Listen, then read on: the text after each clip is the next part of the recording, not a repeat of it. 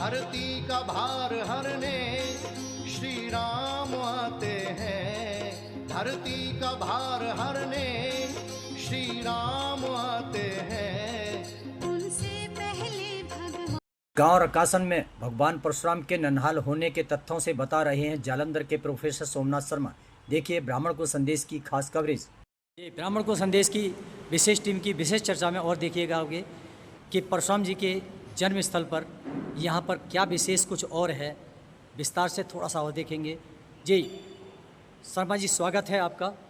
आप बताइए यहाँ के विषय में कि क्या क्या खास चीज़ है दर्शकों के लिए लुभाने वाली और दर्शकों के उत्साहित करने वाली और उनका भ्रम दूर करने वाली। जी स्वागत है। पंजाब प्रांत में द्वाबे की पाक और पवित्र धरती पर विराजमान भगवान परशुराम जी का ये पवित्र जन्म स्थान है।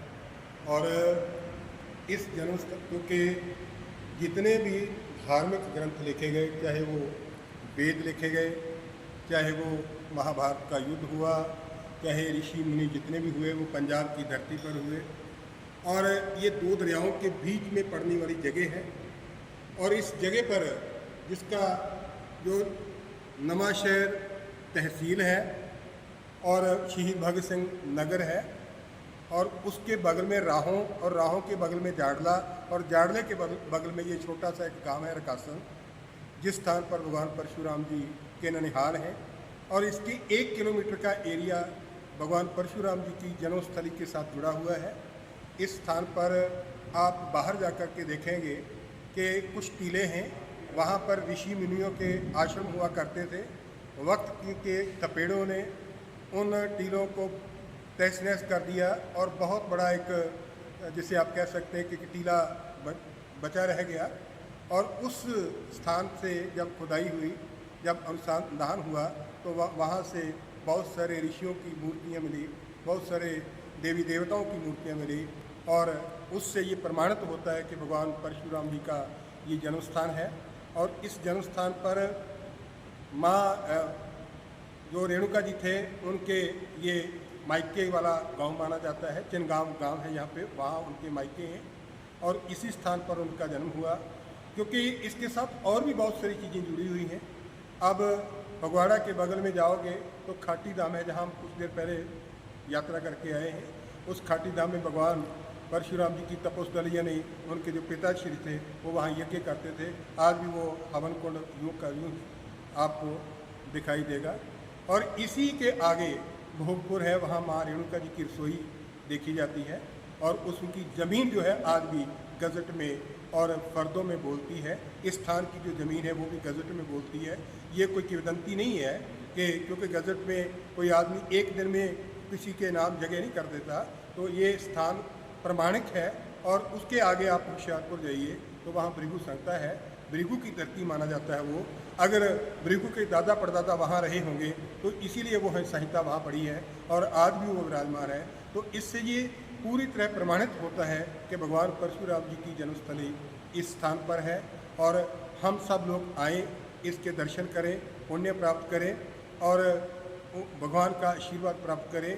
यहाँ पर एक तालाब है जिसको गांव वाले छपड़ी बोलते हैं। उस स्थान पर भी जो लोग स्नान करके जाया करते थे उनकी मनोकामना पूर्ण होती थी। आज भी उस स्थान पर कहते हैं कि उसकी मिट्टी जो है, अगर किसी को कोई पीड़ा भी होती है या कोई खाज होती है या कुछ भी होता है, तो उसकी मिट्टी से उनकी वो खाज, उनका दुख, उनका दूर होता है। और यहाँ पर शेखावत जी जो हमारे केंद्रीय मंत्री हैं वो भी पधार चुके हैं और उन्होंने आश्वासन दिया था कि इसका जीर्णोद्धार करने के लिए, इसको भव्य बनाने के लिए मैं भारत सरकार से पूरी तरह निवेदन करूंगा। और हम अब भी उनकी उम्मीद में खड़े हैं कि कब हमें संदेश आता है और कब हमारी जो उम्मीदें हैं, हमारी आशाएं जो हैं वो पूर्ण होती हैं। और मैं फिर आपके माध्यम से भी उन तक ये निवेदन करना चाहूँगा कि वो जो भी उन्होंने वादे किए हैं वो यहाँ आकर के ज़रूर पूरे करें। वहाँ की यहाँ की जनता, यहाँ के लोग, यहाँ के ब्राह्मण समाज, यहाँ के गांव वाले सारे उनकी इंतज़ार में हैं कि कब यहाँ पर एक भव्य सड़क बनेगी, एक धर्मशाला बनेगी, एक भव्य मंदिर बनेगा, एक लोगों के एक गेट बनेगा जिसके देख कर के लोग सीधे जीटी रोड के माध्यम से यहाँ पर पहुँच सकेंगे।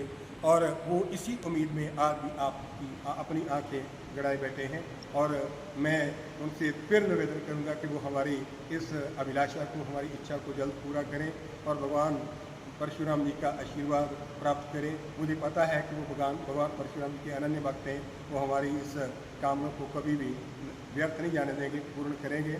क्योंकि हाल ही में जैसे आपने बताया कि वहाँ ब्रह्मपुत्रा में, अरुणाचल प्रदेश में, वहाँ बहुत बड़ा एक भगवान परशुराम जी का स्तूप बनाया जा रहा है और एक भव्य वहाँ भवन बनाया जा रहा है। तो हम तो वैसा भवन तो नहीं चाहते, लेकिन हम चाहते हैं कि हमारा भी यहाँ पर एक अच्छा सा भवन हो, ताकि सभी लोग जो हैं भगवान के दर्शन के लिए आए, उनका आशीर्वाद प्राप्त करें, पुण्य कमाएं और यहाँ के लोग जो हैं बहुत ही उनकी तारीफ करेंगे, उनको आशीर्वाद देंगे, दवाएं देंगे। इसी कामना से मैं अपनी वाणी को विराम देता हूँ। बोलिए भगवान परशुराम महाराज की। ये प्रोफेसर साहब के आपने विचार सुने, इनका क्या विचार है। दर्शकों, आप अधिक से अधिक पहुँचिए, यहाँ पुण्य कमाइए। जब जहाँ जन जन पहुँचते हैं, सरकार अपने आप पहुँचती है। जन समूह इकट्ठा होगा, सब कुछ आपके पास होगा। यही आपको संदेश है। अगली वीडियो में बने रहिएगा और बताते हैं आपको नई कुछ रुचिकर चीज़ें। धन्यवाद।